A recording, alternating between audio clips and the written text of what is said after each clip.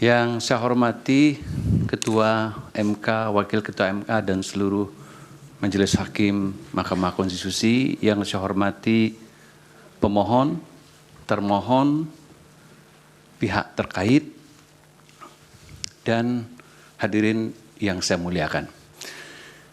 Izinkan saya menyampaikan pokok persoalan yang sebenarnya menjadi kajian kami juga di Lab Psikologi Politik.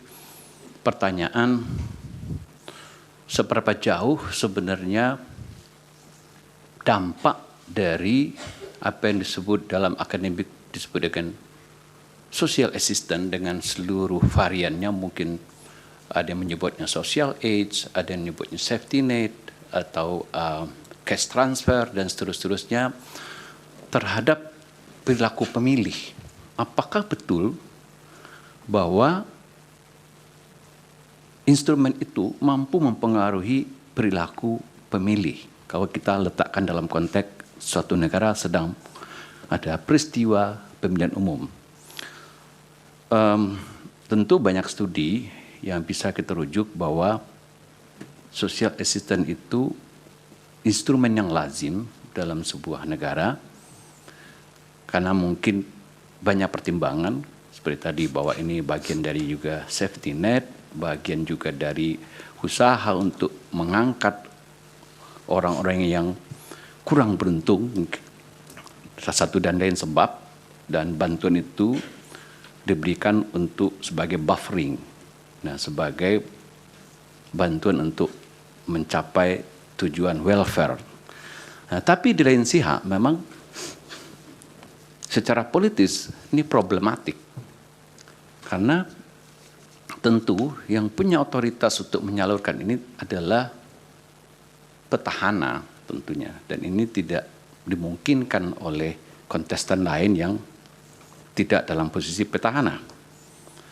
Nah, banyak studi-studi memperlihatkan, terutama mungkin yang sering dikutip studi Stokes itu, bahwa yang dia memakai istilah clientelism politics, artinya bahwa instrumen dukungan yang dipakai sedemikian rupa, direkayasa sedemikian rupa, dimanipulasi sedemikian rupa untuk mempengaruhi pemilih. Nah tentu timing penerima manfaat bisa diarahkan supaya menguntungkan pihak yang memberi itu. Dalam konteks ini biasanya yang sering distudi adalah petahana atau partai-partai politik atau calon-calon yang satu kubu dengan petahana. Nah, ini yang disebut dengan clientelism politics. Nah, sebenarnya untuk konteks 2024 ini, karena ini menjadi perbincangan hangat, memang bagus kita melakukan studi yang betul-betul komprehensif. Jadi kita kumpulkan data dalam satu titik waktu secara longitudinal, survei eksperimental, tapi itu mahal sekali. Nah, kami tidak punya dana untuk itu.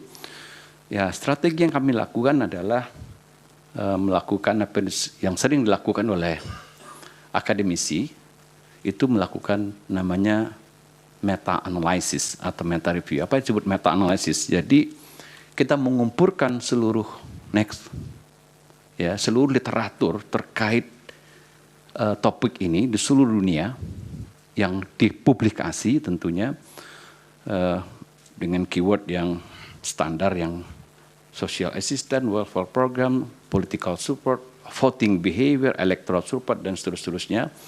Bagaimana impact-nya terhadap voting kita kumpulkan, terus kita analisis. Lanjut aja Pak. Ya. Kami berhasil menemukan studi yang relevan itu sekitar 1081 studi di seluruh negara. Kami sisir lagi mana yang sebenarnya diindeks secara 2 kali, begitu ketemu 734 studi. Setelah itu kita lihat lagi, kita kerucutkan yang mana yang paling relevan, ketemu 83, dan yang paling kuat itu 10 studi yang paling kuat menggambarkan fenomena ini.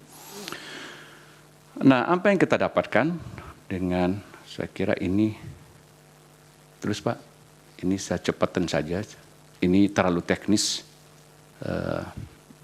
langsung ke hasil. Jadi setelah ada 77 studi yang dari Scopus, kami lanjut. Ini mungkin,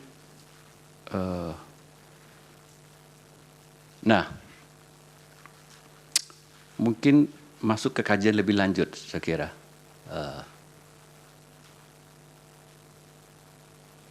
Ya, Bapak Ibu sekalian, karena waktunya terbatas, saya ingin menyimpulkan. Jadi secara umum, setelah kami lihat size effect namanya, jadi efek rata-rata dari seluruh studi yang kami kumpulkan, itu size effect-nya cukup moderat, artinya tidak terlalu tinggi, juga tidak terlalu rendah, berkisar antara sekitaran rata-ratanya 0,29. Artinya apa?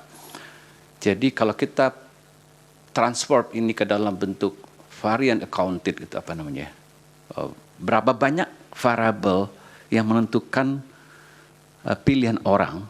Jadi kalau itu 100%, kira-kira 29% itu disumbang oleh faktor social age ini. Tentu ada penyebab-penyebab lain, 71% orang memilih calon tertentu karena faktor-faktor yang lain. Misalnya faktor ketokohan, faktor dia suka, faktor seagama, faktor sosiologis, faktor dipengaruhi teman, faktor analisis dia terhadap kemampuan, faktor kampanye dan seterusnya. Itu sumbangnya 79%, tapi 29% itu kira-kira disumbang oleh faktor penggelontoran bansos itu. Nah, ini studi di seluruh beberapa negara secara universal. Nah,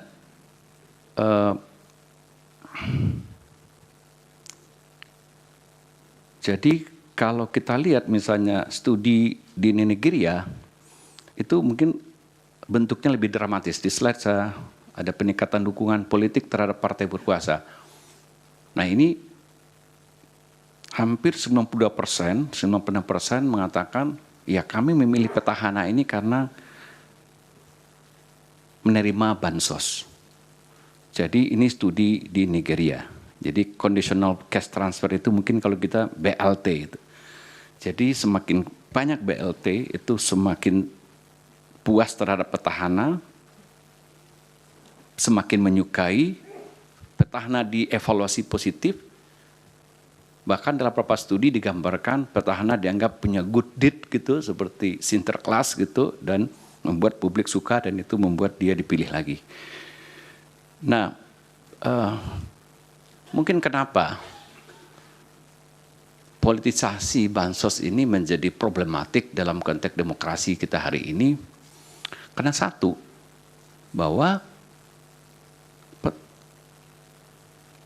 bansos ini hanya bisa dikendalikan oleh orang yang memegang otoritas, dalam konteks ini petahana. Jadi kalau kita andaikan petahana maju, mungkin dalam konteks sekarang orang akan challenge, lah petahana kan tidak maju. Tapi ada istilah teman saya setengah petahana begitu. Setengah petahana, bercandanya begitu. Jadi anaknya yang maju. Dan tinggal dibangun bagaimana persepsi publik dibentuk bahwa setengah petahana juga mewakili petahana. Nah, di situ mekanisme psikologisnya berlangsung. Nah, kalau ini berhasil, tentu kepuasan terhadap petahana terkonversi kepada kepuasan terhadap setengah petahana yang sedang menjadi kontestasi hari ini. Nah, itu mekanismenya. Nah, kenapa problematik secara psikologis? Secara politik etis mungkin orang banyak mempersoalkan, karena ini menjadi tidak fair misalnya, bahwa yang bisa menggunakan, yang punya otoritas untuk menetapkan kapan bantuan sosialnya harus digelontorkan, berapa banyak, mekanisme seperti apa, waktunya kapan, itu tentu yang memegang otoritas dalam konteks ini petahana. Itu sebabnya di beberapa tempat di luar negeri, seperti studi-studi yang saya rujuk tadi, yang kita analisis tadi, memang hasilnya cukup konklusif. Ya, ada kontribusi dari pengelontoran bansos terhadap keterpilihan terutama petahana, yang angkanya cukup moderat. Gitu. Nah tentu ini bervariasi dari satu tempat ke tempat lain. Nah, jadi mungkin pertanyaan tadi, apakah ini etis ketika misalnya oposisi atau challenger tidak punya kesempatan yang sama untuk menggunakan instrumen ini? Kedua, dari segi pematangan demokrasi, dari segi political behavior dari voter, dari pemilih, dari konstituen, ini menimbulkan semacam ketergantungan. Nah, di luar misalnya tadi peneliti lain juga melihat misalnya clientelism itu dalam konteks misalnya vote buying, tapi itu studi yang lain.